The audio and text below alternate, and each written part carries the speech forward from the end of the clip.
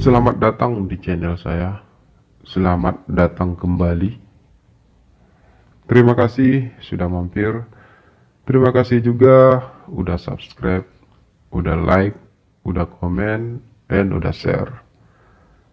Bagi yang baru mampir, seperti biasa, jangan lupa untuk subscribe channel ini dan klik tanda lonceng untuk menyaksikan video-video menarik lainnya di channel ini. Sekali lagi terima kasih, selamat menikmati dan semoga terhibur.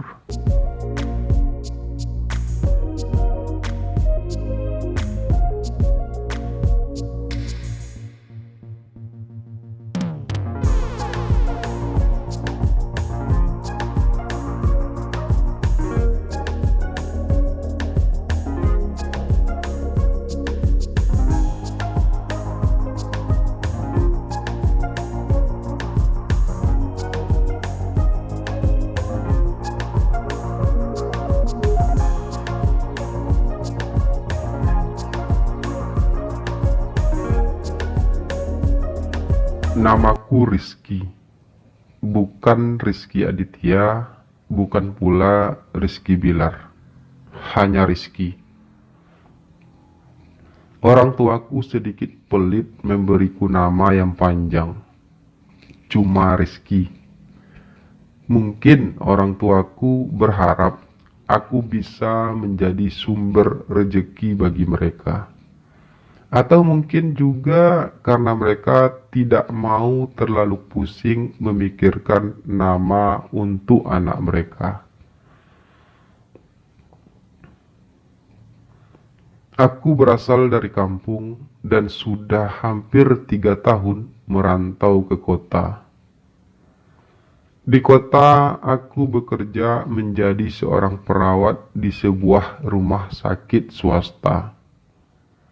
Kebetulan aku memang lulusan sebuah universitas jurusan keperawatan. Sejak kecil aku memang bercita-cita menjadi seorang dokter. Tapi karena kondisi ekonomi keluargaku yang pas-pasan, aku malah terjebak di universitas keperawatan. Aku anak kedua dari 3 bersaudara. Kakakku seorang laki-laki dan adikku perempuan. Kakakku sudah menikah dan bekerja di kampung. Sebagai anak tertua, kakakku memang hanya bisa sekolah hingga lulus SMA.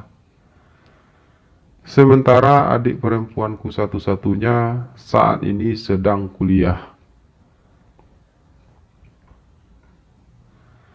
Aku tinggal di sebuah rumah kontrakan kecil di tengah-tengah kota sendirian. Sebagai seorang perawat yang masih honor, aku memang belum mampu membeli rumah sendiri. Di tempat aku tinggal ini terdapat banyak rumah kontrakan di sepanjang gang. Setiap rumah kontrakan yang ada di gang ini umumnya sudah ditempati. Jadi gang ini cukup ramai.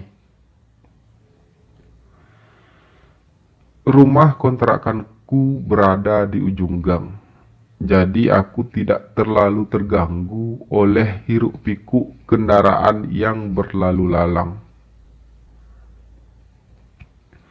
Jadwal kerjaku juga kadang tidak menentu. Kadang aku masuk pagi, kadang masuk siang, dan kadang juga masuk malam.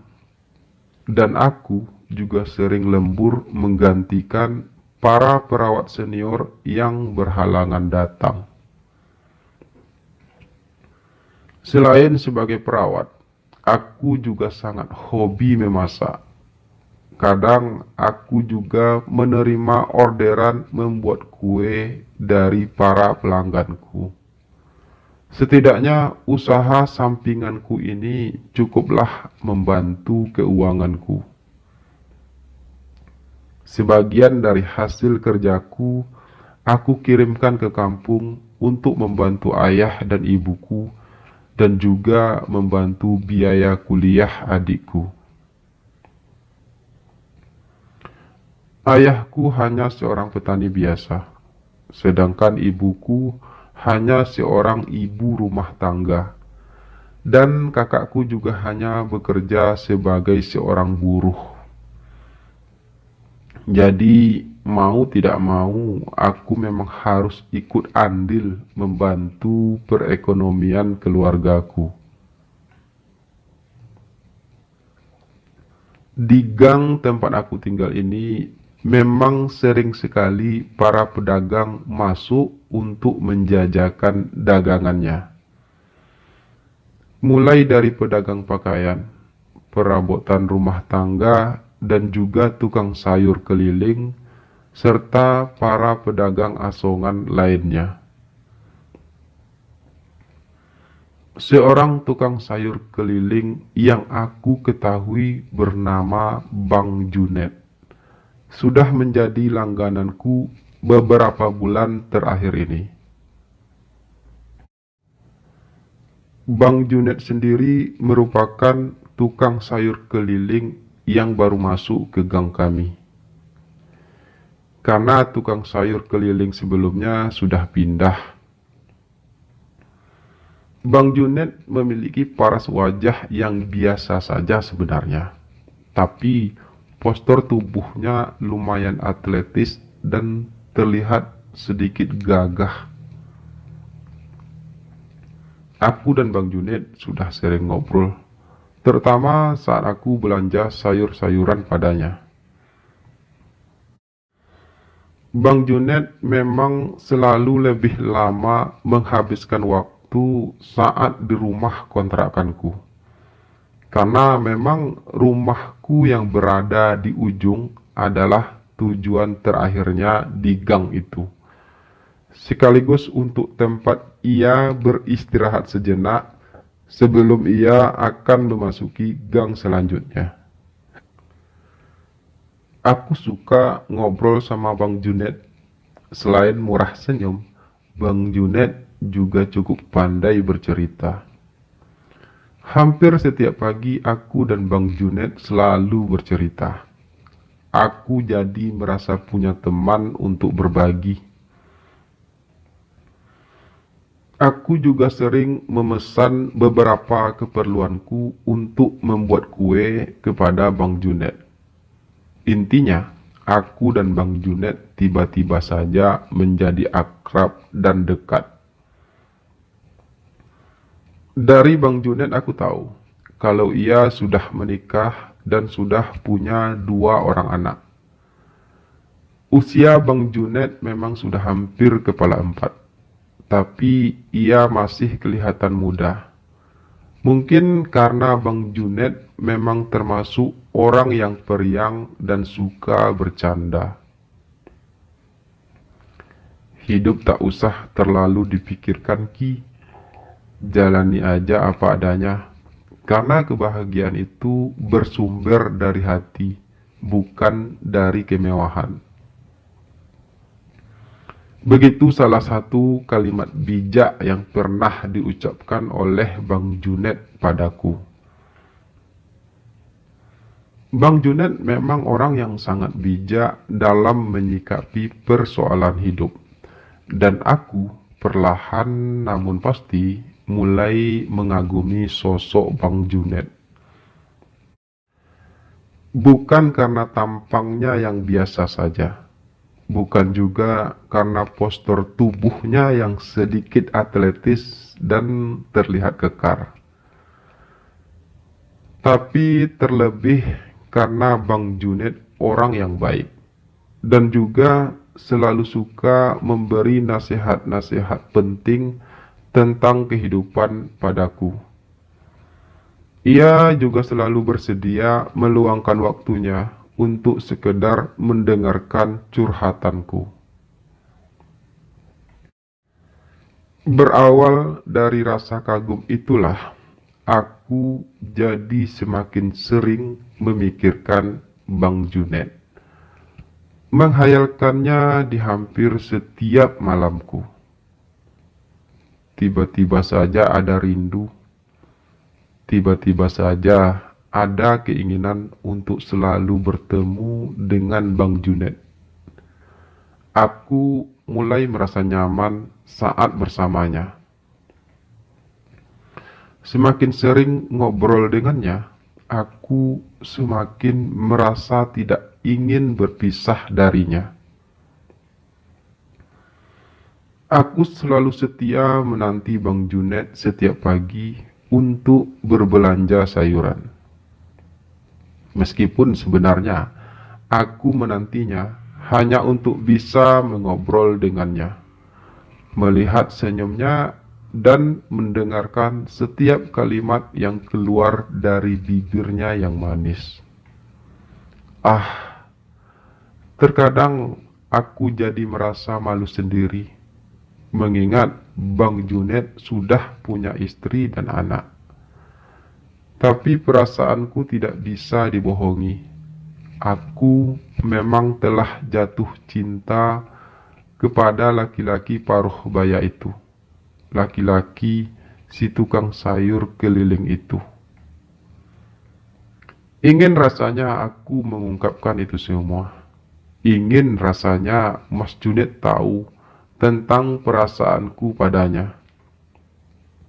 Tapi aku tidak mungkin mengungkapkan itu semua. Terlalu besar resiko yang harus aku tanggung jika aku nekat berbicara jujur kepada Bang Junet.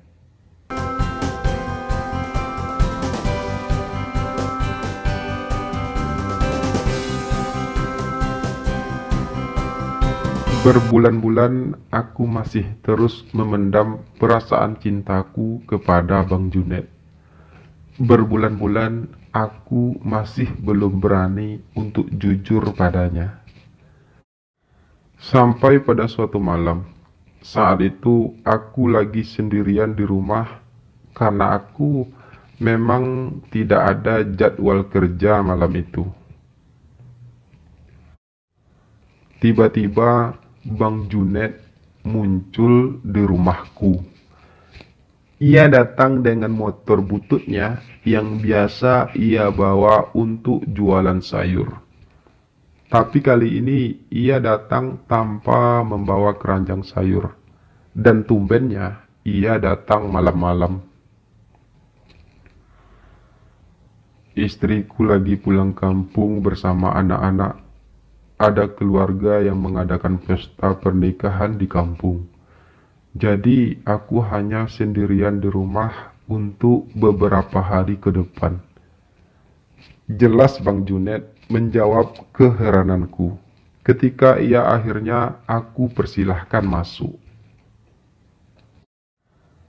Karena merasa suntuk sendirian di rumah, saya kepikiran untuk mencari teman ngobrol.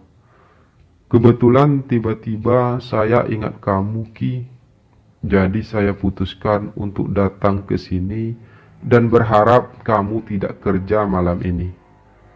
Lanjut Bang Junet lagi. Kami ngobrol di ruang tengah rumah kontrakanku yang kecil. Kami hanya duduk di lantai karena memang rumah kontrakanku tidak ada kursi tamu. Aku menyuguhkan minuman putih dan beberapa cemilan untuk kami nikmati selagi kami mengobrol. Bang Junet datang sekitar jam 8 malam. Ia hanya memakai baju kaos oblong dan celana training lusuhnya. Meskipun berpenampilan sesederhana itu, Bang Junet selalu terlihat keren di mataku. Lama kami ngobrol, hingga jam sudah menunjukkan pukul 10 malam. Bang Junet berniat untuk pamit pulang. Tapi, kenapa enggak sekalian nginap di sini aja, Bang? Tanyaku menawarkan. Untuk sesaat, Bang Junet terdiam. Ia terlihat berpikir sejenak. Emangnya boleh kalau saya nginap di sini? Tanya Bang Junet akhirnya. Boleh aja sih bang, kalau abang mau tidur di rumah kontrakan yang berantakan ini, jawabku. Saya sih mau aja Ki, tapi nanti jam 2 aku harus ke pasar untuk belanja sayuran. Takutnya malah merepotkan kamu harus bangun jam 2 dini hari. Balas Bang Junet. Nggak apa-apa bang, nggak merepotkan kok. Justru saya senang kalau abang mau nginap di sini. Ucapku jujur. Aku memang sangat ingin Bang Junet menginap di rumahku. Setidaknya dengan begitu, aku jadi punya kesempatan untuk bisa tidur di dekat Bang Junet, lelaki yang sangat aku dambakan tersebut. Ya udah, saya masukkan motor dulu ya, ucap Bang Junet selanjutnya. Sambil ia mulai berdiri untuk memasukkan motornya ke dalam rumah kontrakanku.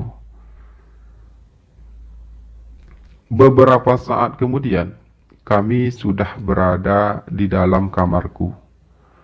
Di dalam kamar hanya ada satu buah ranjang kecil.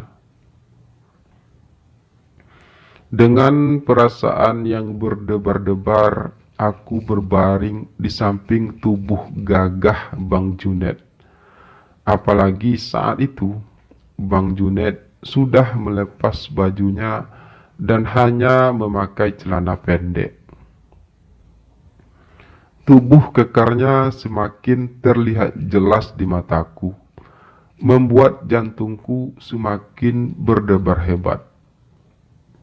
Untuk pertama kalinya, aku bisa melihat langsung dada bidang Bang Junet. Kamu kok melihat saya seperti itu, Ki? Tanya Bang Junet tiba-tiba yang membuatku sedikit kaget. Ah, gak apa-apa bang. Suka aja lihat tubuh Bang Junet yang kekar. Jawabku polos. Kalau suka, jangan cuma dilihat dong. Peluk kek.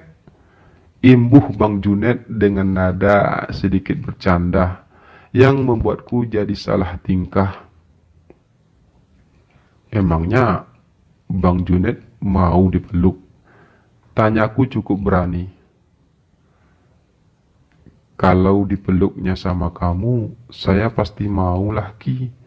Jangankan cuma dipeluk, diapa-apain sama kamu, saya juga mau kok. Balas Bang Junet di luar kedugaanku. Aku menatap Bang Junet setengah tak percaya. Aku tatap matanya, mencari setitik kejujuran dari kalimatnya barusan. Yakin Bang Junet mau? Tanyaku sedikit berbisik. Udah, kamu gak usah malu. Saya tahu kalau kamu suka sama saya, Ki. Jadi jangan sia-siakan malam ini ya. Ucapan Bang Junet membuat aku semakin yakin kalau ia memang serius. Ah, aku hanya tak menyangka kalau Bang Junet akan sebegitu mudahnya bersedia melakukan hal tersebut denganku.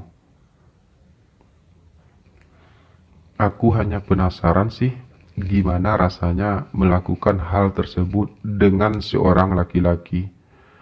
Dan karena saya tahu kamu suka sama saya, makanya nggak ada salahnya kan kalau saya ingin mencobanya bersama kamu. Ucap Bang Junet lagi. Sebenarnya sudah lama saya tahu kalau kamu sering memperhatikan saya diam-diam. Saya pun menyimpulkan kalau kamu memang tertarik sama saya. Karena itu, kebetulan istri saya lagi tidak di rumah. Saya mencoba datang ke sini. Bang Junet melanjutkan. Aku terdiam kembali, mencoba mencerna setiap kalimat yang diucapkan Bang Junet. Jadi, selama ini Bang Junet sudah tahu kalau aku menyukainya. Dan dia ingin melakukannya hanya karena penasaran, bukan karena ia juga tertarik padaku. Tapi, kenapa juga aku harus memikirkan apa alasan Bang Junet mau melakukannya denganku? Jika ia mau, kenapa tidak aku manfaatkan saja kesempatan ini? Terlepas dari apapun alasannya, Bang Junet sudah memberi aku kesempatan untuk melakukan sesuatu yang selama ini hanya ada dalam khayalanku. Kok diam? Kamu nggak mau nih? Suara Bang Junet kembali mengagetkanku. Iya, aku mau bang. Tapi apa abang yakin? Balasku dengan nada ragu. Abang yakin Ki, tapi abang nggak tahu mesti ngapain. Jadi kamu aja yang memulainya. Jawab Bang Junet. Antara ragu dan sangat menginginkannya, aku pun mulai melakukan aksiku terhadap Bang Junet. Lelaki yang aku cintai dan selalu aku lamunkan setiap malam itu, sekarang benar-benar nyata berada di depanku. Aku tidak ingin menyia-nyiakan kesempatan ini. Aku harus bisa menikmati malam ini dengan laki-laki yang sudah menghiasi fantasiku selama beberapa bulan terakhir ini. Aku merasa bahagia malam ini. Laki-laki yang bahkan menurutku tidak akan mungkin bisa aku miliki, kini telah dengan begitu pasrah menyerahkan dirinya padaku. Bang Junet sangat gagah. Aku sangat menyukai Bang Junet. Aku sayang dan cinta sama Bang Junet. Ucapku kemudian sesaat sebelum aku benar-benar beraksi. Bang Junet terlihat tersanjung mendengar pujianku. Ia tersenyum manis. Pelan namun pasti, Bang Junet pun mulai menikmati setiap permainanku. Dan malam itu, untuk pertama kalinya, Bang Junet pun bercocok tanam denganku. Sungguh sebuah pengalaman yang sangat indah bagiku. Sebuah pengalaman yang selama ini hanya ada dalam khayalanku. Kini laki-laki gagah si tukang sayur keliling itu akhirnya mampu aku miliki dan aku taklukkan. Aku ingin memberi kesan yang mendalam kepada Bang Junet, sehingga nantinya aku berharap Bang Junet akan kembali datang untukku. Aku tidak ingin cintaku kepada Bang Junet hanya berakhir dalam satu malam. Aku ingin memilikinya selamanya. Bang Junet terlalu gagah, ia terlalu perkasa dan tangguh. Aku semakin menyukainya.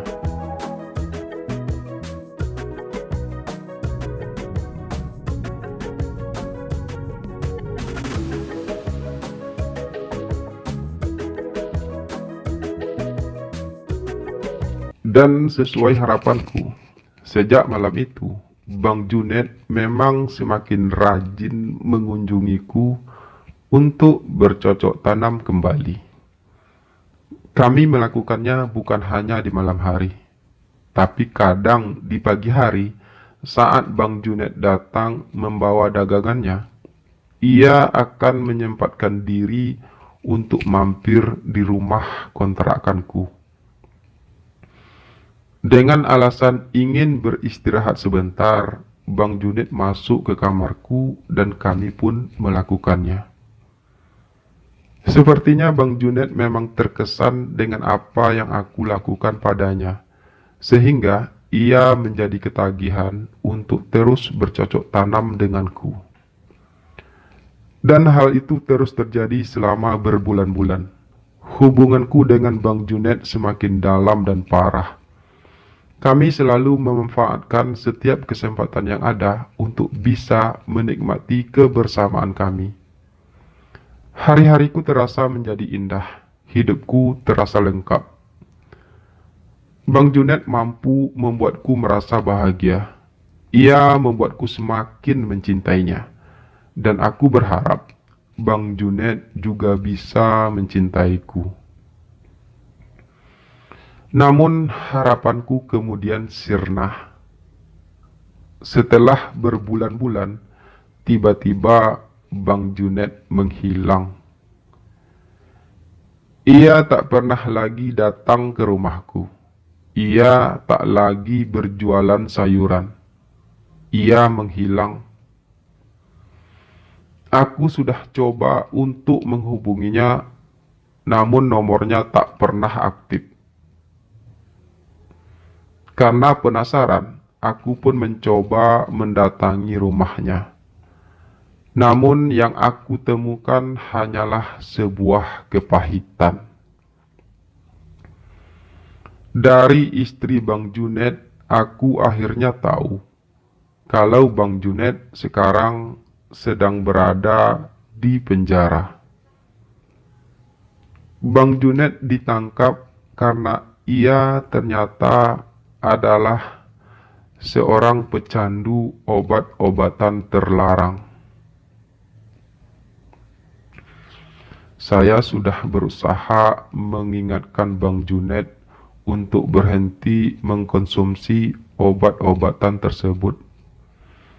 Tapi Bang Juned malah memarahiku, hingga akhirnya ia ditangkap karena sudah lama menjadi incaran pihak polisi. Begitu sebagian penjelasan dari istri Bang Juned. Aku merasa terpukul mengetahui hal itu semua. Aku merasa terpukul karena harus kehilangan Bang Juned, laki-laki yang telah membuat aku ketagihan. Tapi aku semakin terpukul lagi ketika mengetahui kalau Bang Juned ternyata adalah seorang pecandu. Pantas saja ia dengan begitu mudah memberi aku kesempatan untuk bisa bercocok tanam dengannya. Mungkin saja selama ini ia melakukan hal tersebut denganku karena ia dalam pengaruh obat-obatan tersebut. Mungkin saja selama ini istrinya tidak bersedia melayaninya jika ia dalam keadaan pengaruh obat-obatan, sehingga Bang Juned menumpahkannya justru padaku.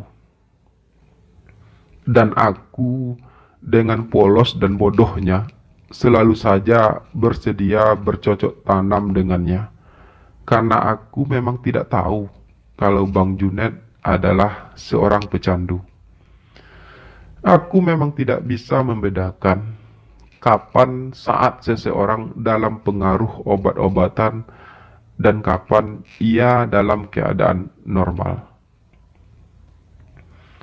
Mungkin juga karena aku terlalu mencintai Bang Juned, sehingga aku tidak menyadari kelakuan Bang Juned yang di luar batas kewajaran. Aku terlalu menikmati kebersamaanku dengannya.